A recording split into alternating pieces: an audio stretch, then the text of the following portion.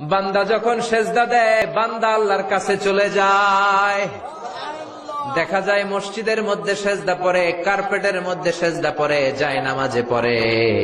আল্লাহ বলে, না, জায়নামাজে পড়ে নাই, আমি আল্লাহর কুদরতি পায়ের উপরে তোর সেজদাটা পড়েছে। আপাত দৃষ্টিতে দেখা যায় আপনি যখন সেজদা দেন এটা মসজিদের কার্পেটে পড়ে, আপনি যখন সেজদা দেন কপালটা জায়নামাজে পড়ে, আপনি যখন সেজদা দেন আপনার কপালটা টাইলসে পড়ে।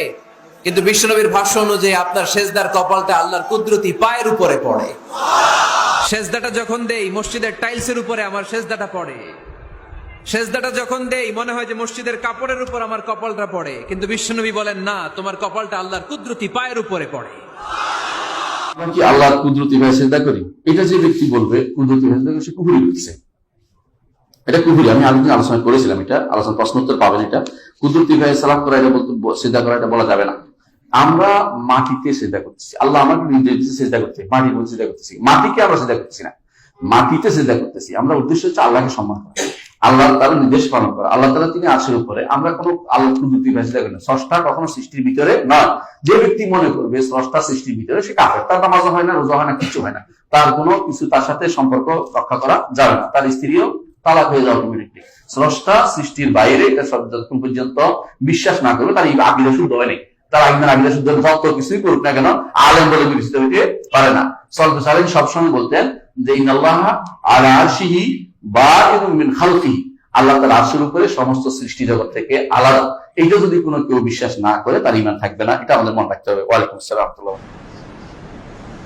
আল্লাহ বলছে, আমি খালাকতু বিয়াদাইয়া, আমি মানুষকে দুই হাত দিয়ে সৃষ্টি করেছি।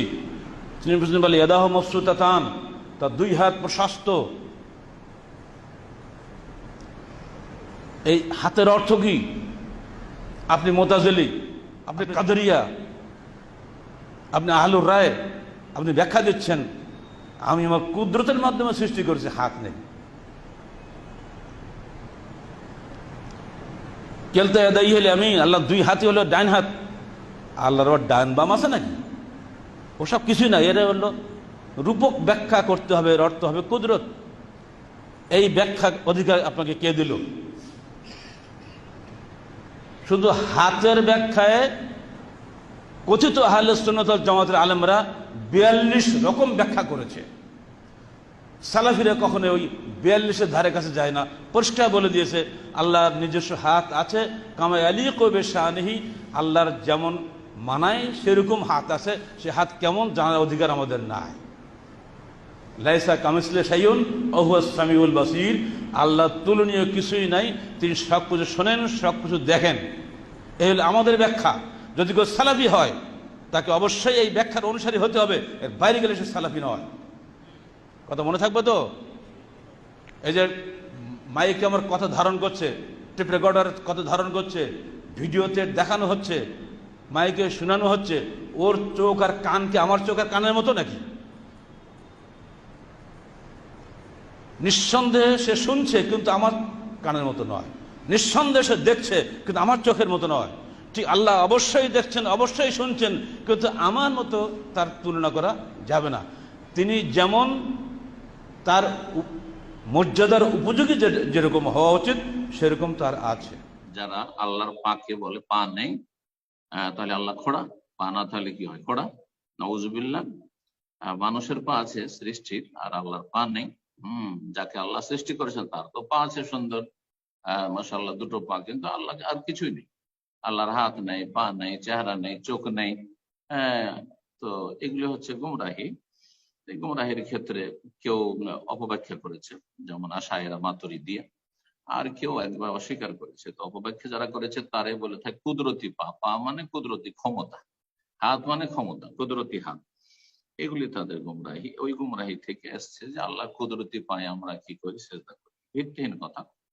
এখন পর্যন্ত যায় না, না কোনো আয়াতে না কোনো হাদিসে যে আল্লাহর পায়ে আমরা সেজদা করি, আল্লাহর সামনে সেজদা করি। ফাইনাল্লাহ কিবালা ওয়াজহি, হাদিসে রয়েছে যে আল্লাহ মুসল্লির সামনে, আল্লাহ আমাদের সামনে রয়েছেন। কেমন ভাবে সামনে রয়েছেন? আল্লাহ আল্লাহর হাতকে কুদরতি হাত বলা, শেষ রাতে অবতরণ মানে রহমত নাজিল হওয়া ইত্যাদি। আসলে মিন গায়রি তাওয়িলিন ওয়ালা তাফসিরিন ওয়ালা তাশবিহিন ওয়ালা তামসিলিন, আল্লাহ তাআলার সিফাত, আল্লাহর গুণাবলী যেমনটা এসেছে ঠিক তেমনটাই রাখতে হবে।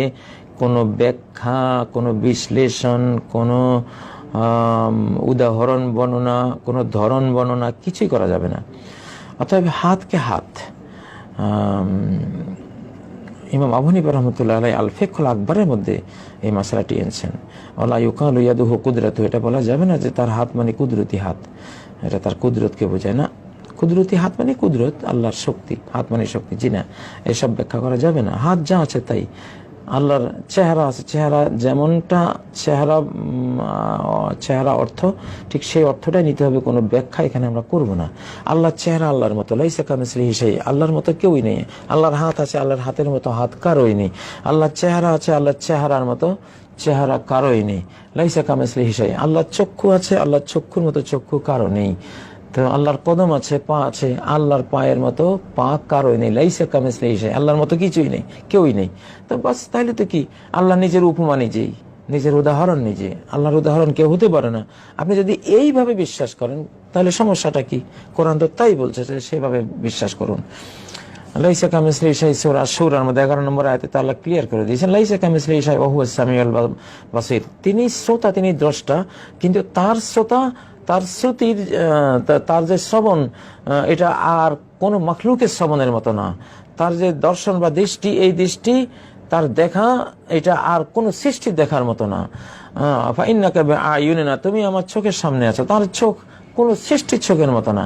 মানে লাইসা কামিসলিহি শাই, আল্লাহর মতো কোনো কিছুই নেই। এটা একটা মূলনীতি। আপনি আল্লাহর জন্য কোরআনে বর্ণিত, হাদিসে বর্ণিত সকল সিফাত গুণাবলী আপনি সাব্যস্ত করুন। সাব্যস্ত করার সাথে এই আয়াতটার এই অংশ শুধু খেয়াল রাখুন, লাইসা কামিসলিহি শাই। হ্যাঁ, আল্লাহর হাত আছে, কিন্তু এই হাত মানে কি? লাইসা কামিসলিহি শাই, লাইসা কায়াদিহি ইয়াদুন, তার হাতের মতো হাত কারোই নেই। তার হাত নিরালা হাত, এক উদাহরণহীন, উপমাহীন, মিসালহীন হাত, তার হাতের মতো। মাকে কুদরতি হাত বা মা বলার সমস্যা কি? সমস্যা হলো আল্লাহ রাব্বুল আলামিনের সিফাতের ব্যাপারে আকীদা হলো যে আল্লাহ পাক যেই সিফাতকে যেভাবে বলছেন, মিন গায়রে তাহরিফিন ওয়ালা তাতিলিন ওয়ালা তাকইফিন, মানে আল্লাহর ওই সিফাতকে কোন রকমের পরিবর্তন মুক্ত করা, সংযোজন বিয়োজন বিহীন যেভাবে আল্লাহ বলছেন ওইভাবেই ঈমান আনা। এটা হলো আসমা ওয়া সিফাতের ব্যাপারে আমাদের আহলুস সুন্নাহ ওয়াল জামাতের আকীদা। তা আল্লাহ বলছেন হাত, আল্লাহ তো হাতের সাথে কুদরত বলেন নাই। তা আমি কুদরতটা যোগ করার অধিকার তো কে দিছে? আপনি কেন যোগ করবেন? আপনি আল্লাহ সম্পর্কে আল্লাহরে দেখছেন নি? আপনি তো আপনি আল্লাহকে সরাসরি দেখি না, সম্পূর্ণ এলমে গায়েব। তো এলমে গায়েব থেকে আল্লাহ বলতেছে ইয়াদুন, আপনি কেমনে ধারণা করতেছেন? না না না না, আল্লাহর হাত হয় কেমনে? আল্লাহর তো হাত হইতে পারে না। তাহলে কি হাত? কুদরতি হাত। আল্লাহর পা হয় কেমনে? না না না, এটা কুদরতি পা। এই যে কুদরতি যোগ করার অধিকারটা আপনাকে কে দিছে? আর নবী সাল্লাল্লাহু আলাইহি ওয়াসাল্লাম কোন হাদিস থেকে বলছে যে ইয়াদুল কুদরা, আল্লাহ কুদরতি হাত, এটা তো নবী সাল্লাল্লাহু আলাইহি ওয়াসাল্লাম বলেন নাই। তাহলে এই এখতিয়ার আল্লাহ রাব্বুল আলামিন আমাকে আপনাকে দেন। যেটা আল্লাহ যেমনে বলছেন, আমার কাজ হলো, আপনার কাজ হলো ঈমান। আমরা আল্লাহর কুদরতি পায়ে সিজদা করি। এখানে সিজদার সময়ে কি আমরা এটা কল্পনা করতে পারবো? এটা কি কোনো সহিহ হাদিস দ্বারা প্রমাণিত? প্রথম কথা হচ্ছে, আমরা আল্লাহ রাব্বুল আলামিনের কুদরতি পায়ে অথবা পায়ে সিজদা করতেছি, কোনোটাই সঠিক নয়। এই ধ্যান অথবা এই কল্পনা করাও জায়েজ নেই। আমাদেরকে সিজদা করতে বলা হয়েছে, আমাদেরকে এই কথা আল্লাহ তাআলা নির্দেশ দেননি যে আমরা এই চিন্তা করবো যে আল্লাহর পায়ে সিজদা দিচ্ছি। এটা আমাদেরকে নির্দেশ দেওয়া হয়নি। আল্লাহ তাআলা বলেছেন, তোমরা ওয়াসজুদু লিল্লাহ, তোমরা আল্লাহর জন্য সিজদা করো। সুতরাং এই সিজদা আপনি আল্লাহর জন্য দিচ্ছেন, এটাই আপনাকে খেয়াল রাখতে হবে। সিজদা দেওয়ার ক্ষেত্রে যে আল্লাহ তাআলার পায়ে অথবা কুদরতি পায়ে সিজদা দেওয়া হচ্ছে, এই যে বক্তব্য, এই ধারণা, এটা সুফিজম থেকে এসেছে, সুফিদের ধারণা থেকে এসেছে। সুন্নাহর বক্তব্য এর সাথে সাংঘর্ষিক। প্রথম কথা হচ্ছে, আল্লাহ তাআলা কুদরতি পা বলতে যেটা বোঝায়, এটা হাদিস দ্বারা সাব্যস্ত হয়। কোরআন এবং হাদিসে আল্লাহ তাআলার পা সাব্যস্ত হয়েছে। আল্লাহ রাব্বুল আলামিনের সিফাত জাতিয়া, কিন্তু এই সিফাত জাতিয়া যেগুলো সাব্যস্ত হয়েছে, পা, হাত, অথবা আল্লাহ রাব্বুল আলামিনের দৃষ্টি, অথবা আল্লাহ তাআলার শ্রবণ, কোনোটাই মানুষের কল্পনার মতো নয়। বুঝতে পেরেছেন কিনা? এই জন্য আল্লাহ তাআলা একসাথে বলে দিয়েছেন লাইসা কামিসলিহি শাই, যে আল্লাহ তাআলার মতো কোনো কিছুই না। সুতরাং এখানে কল্পনা আসলেই কি হয়ে যেতে পারে, এটা কুফরি হয়ে যেতে পারে। আল্লাহ তাআলার সাথে শাবিহ, একটা সাদৃশ্য নির্ধারণ করার মতো হয়ে যেতে পারে। তাই এই কল্পনা করারই সুযোগ নেই যে আমি আল্লাহ তাআলার কুদরতি পায়ে এগিয়ে দিচ্ছি, সেজদা দিচ্ছি, এই কল্পনারই সুযোগ নেই, এই সুযোগই নেই, এটা নিষিদ্ধ। আল্লাহ রাব্বুল আলামিন সম্পর্কে কোনো কল্পনা করে কোনো ধরনের ধারণা নিতে পারবেন না, যেই কোনো ধরনের কল্পনা আল্লাহ রাব্বুল আলামিন সম্পর্কে করা হারাম। আল্লাহ তাআলার সত্তা অনেক বিশাল, এর কোনো ধরন, এর কোনো সুরত, এর কোনো কাইফিয়ত, এর কোনো প্রকৃতি, এর কোনো আকার কিছুই আমাদের জানা নেই। সুতরাং এখানে কোনো ধ্যান করার সুযোগ নেই।